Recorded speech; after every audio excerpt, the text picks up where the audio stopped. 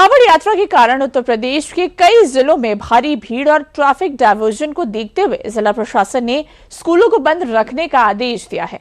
मुख्य रूप से मेरठ, मुजफ्फरनगर, बरेली और कासगंज जिलों में स्कूलों और कॉलेजों में अवकाश की घोषणा की गई है। तो देखिए, कांवड़ यात्रा के चलते स्कूल कॉलेज बंद रहेंगे।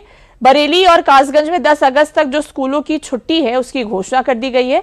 इसी के साथ अगर हम एटा की बात करें तो एटा में 12वीं तक के स्कूलों को शनिवार और सोमवार को बंद रखने के निर्देश दिए गए हैं। इसी के साथ कांवड़ यात्रा 30 जुलाई से शुरू हो रही है, जो 11 अगस्त को खत्म होगी। तो देखिए, कांवड़ यात्रा की शुरुआत हो चुकी है और कल पहला सावन का सोमवार है। हरिद्वार से गंगा जल लेकर आने वाले तीर्थयात्रियों का 3 अगस्त को बड़ी संख्या में जो आगमन है वो शुरू हो जाएगा। देखिए, इसी के चलते स्कूल और कॉलेजों को भी बंद रखने से ट्रैफिक को काफी हद तक कम किया जा सकेगा। इसके अलावा कांवड़ मार्गों पर मांस की दुकानों और रेस्टोरेंट को 12 अगस्त तक के लिए भी बंद कर दिया गया है। तो देखिए, कांवड़ यात्रा को देखते हुए तमाम जो तैयारी है वो कर दी गई है।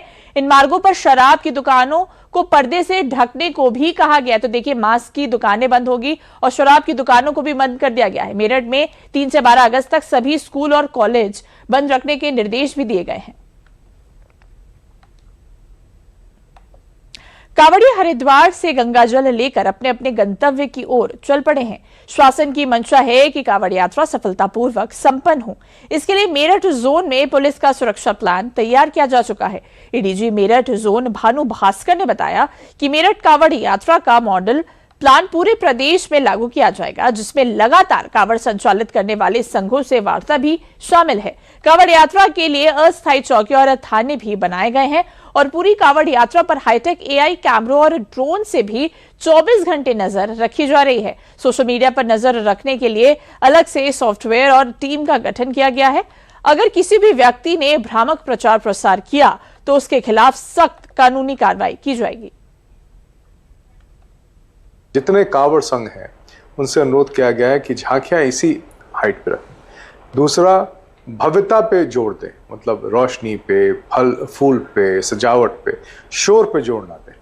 और साथ में कोई भी अश्लील टिप्पणी ना करें किसी जाति विशेष के लिए, समुदाय विशेष के लिए। आप उसमें आध्यात्मिक बातें करें, आप उसमें भजन कीर्तन करें, लेकिन किसी भी अश्लील बात ना करें। सभी कांवड़िया अपने अपने शिवालय पहुंचेंगे तो शिवालयों पे फिर 3 स्तरीय बंदोबस्त की गई है। वहाँ पे गर्भगृह के बंदोबस्त, शिवालय के बाहर के बंदोबस्त, फिर उस मार्ग के बंदोबस्त।